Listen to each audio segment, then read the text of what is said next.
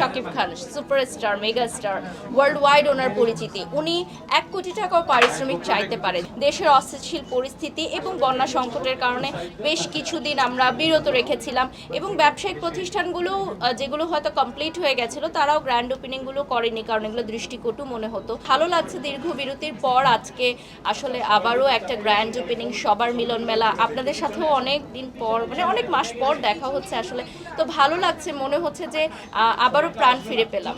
আসলে আমাদের কাজের অনুপস্থিতির চেয়ে সবচেয়ে বেশি খারাপ লাগা ছিল আমাদের দেশের মানুষ ভালো ছিল না। বন্যা সংকটের কারণে অনেক মানুষ আমাদের, হয়তো তারা পরিচিত না আমাদের, কিন্তু আমাদের দেশেরই মানুষ, আমাদেরই আপনজন, তারা ভালো ছিল না। তো সব কিছু মিলে আসলে মনটাও ভালো ছিল না যে এই ধরনের আনুষ্ঠানিকতাগুলোতে আমরা পার্টিসিপেট করব। আমি যদি আজকে বলি যে আমি 1 ঘন্টার জন্য 1 লক্ষ টাকা পারিশ্রমিক চার্জ করব, এখানে কোনো সংগঠন বা কোনো ব্যক্তি নেই যে আমাকে বলতে পারে যে না আপনি এত টাকার বেশি পারিশ্রমিক নিতে পারবেন না। যেমন আমাদের সাথে আজকে ফারিন এসেছেন, উনি একজন জনপ্রিয় মুখ, তো ওনারও কিন্তু পারিশ্রমিকটা অ্যাজ আ ফ্রিল্যান্সার উনি চার্জ করেন। কোনো অভিনয় শিল্পী সংঘ থেকেও কিন্তু বলে দেয়নি যে অভিনেতা বা অভিনেতারা শুধুমাত্র এত টাকাই চার্জ করতে পারবে পার ডে।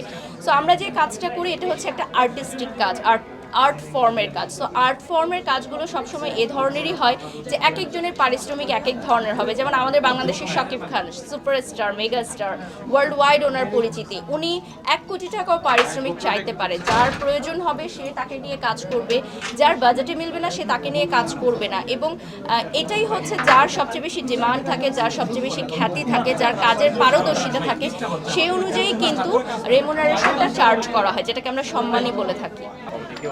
আসলে এইটা আমার মনে হয় একদমই ভ্রান্ত একটা ধারণা, কারণ এটা আসলে ব্যবসায়িক প্রতিষ্ঠানের যে কর্ণধারা আছেন তারা আসলে নির্ধারণ করবেন যে কাদেরকে নিয়ে তারা কাজ করবে। অনেক সময় দেখা যায় যে বিভিন্ন ব্যবসায়িক প্রতিষ্ঠান যাদের একটু নেগেটিভ রিভিউ থাকে যাদের নামে, বা সোশ্যাল মিডিয়াতে যাদেরকে নিয়ে একটু সমালোচনা তর্ক বিতর্ক হয় তাদেরকে নিয়ে কাজ করতে চায় না। আবার অনেক সময় আপনারা দেখবেন কিছু কিছু ব্যবসায়িক প্রতিষ্ঠান আছে যে যখন ট্রেন্ডিংয়ে থাকে সেটা যেভাবেই হোক তাকে নিয়ে গ্র্যান্ড ওপেনিং করছে, তাকে ডাকছে, তাকে প্রমোশনে ডাকছে, যার ভিউ বেশি তাকে নিয়ে বাণিজ্য করছে। তো এটা আসলে টোটালি রূপে ডিপেন্ড করে একজন বিজনেস মাইন্ডের উপর যে তাদের মার্কেটিং স্ট্র্যাটেজিটা কেমন থাকছে। যেমন তাসনিয়া ফারিনের সাথে এর আগেও আমার বেশ কিছু কাজ হয়েছে।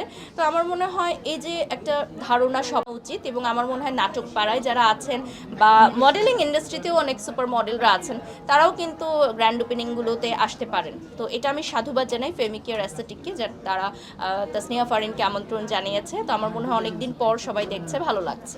অ্যাজ আ ব্র্যান্ড প্রমোটার বাংলাদেশে ফর দ্য ফার্স্ট টাইম আমি অ্যানাউন্স করেছিলাম যে দেশের অস্থিতিশীল পরিস্থিতি এবং বন্যা দুর্গতদের কারণে আমি আমার পারিশ্রমিকের চেয়ে অনেক কম পারিশ্রমিকে আসলে তরুণ উদ্যোক্তাদের সাথে কাজ করছি এবং সকল ব্যবসায়িক প্রতিষ্ঠানের পাশে দাঁড়িয়েছি। আমি কিছু ফ্রি প্রমোশনাল কাজও করেছি।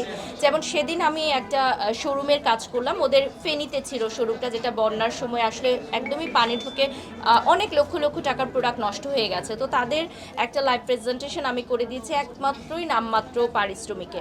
তো এই জিনিসগুলো আসলে দায়িত্ববোধের জায়গা থেকে করতে হয়। সারা বছর ব্যবসায়িক প্রতিষ্ঠানরা তো আমাদেরকে সাপোর্ট দেয়, তো তাদের দুঃসময়ে উচিত আমাদের মতো ব্র্যান্ড প্রমোটার যারা আছে তাদেরও পাশে দাঁড়ানো বা এগিয়ে যাওয়া।